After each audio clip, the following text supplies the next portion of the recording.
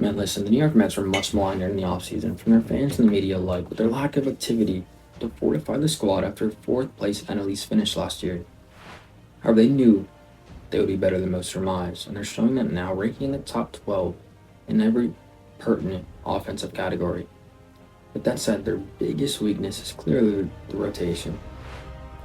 And in my opinion, that's the case even if Kota Senga comes back to his all-star self. So with that said, here's how they can rectify it, in my opinion. Let's delve into it. The offense for the Mets right now is carrying them, even without the services of JD Martinez, who's only racked up 38 ABs thus far. And they've been ostensibly without Polar Bear, Pete Alonso, and Francisco Lindor as well, both hitting way below their career averages, with Lindor in particular straddling around 200 with sub 700 OPS, an 81 OPS plus, and negative WAR. He's been a detriment to the team. So what's made the offensive home this far has been the contributions from unsuspecting cats. A 24-year-old Brett Beatty finally looks like he's flashing his first-round potential that he was pegged with in 2019, with 13 early RBIs, including a big 2-run homer the other day against Tampa.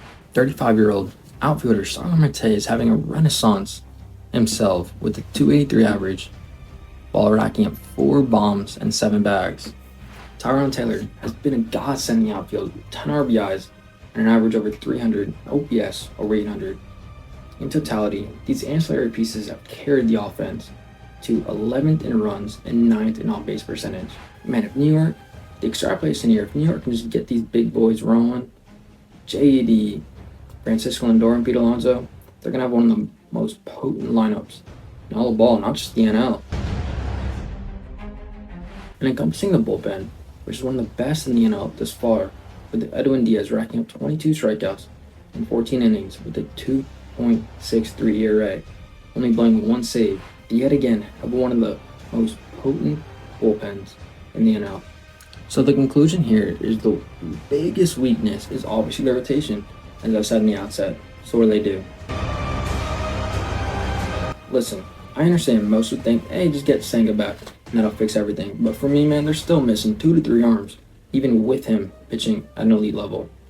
So with that said, I got my eyes set on Miami Marlins arm, Jesus Luzardo, and Angels arm, Reid Detmers. In the case of Luzardo, he's having a down year, obviously, no doubt about it, with an ERA over 6 and negative WAR. But his velocity is still there, as he's topped out at 98.4 miles an hour, and he's averaging 96, which ranks him in the top 50. And prior to his 5 starts this season, he put together back-to-back all-star-like campaigns, amassing a 3.3 ERA and a K/9 over 10.5.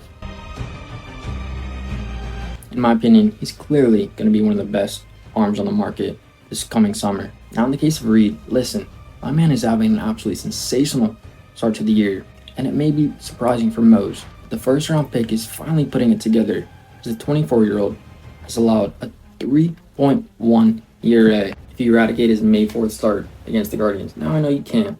Listen, the Guardians have been surprisingly one of the better teams in all of ball. So if you take away that one start, he's right there with the best of them as it pertains to ERA. And he's allowing a 2.1 opponent batting average.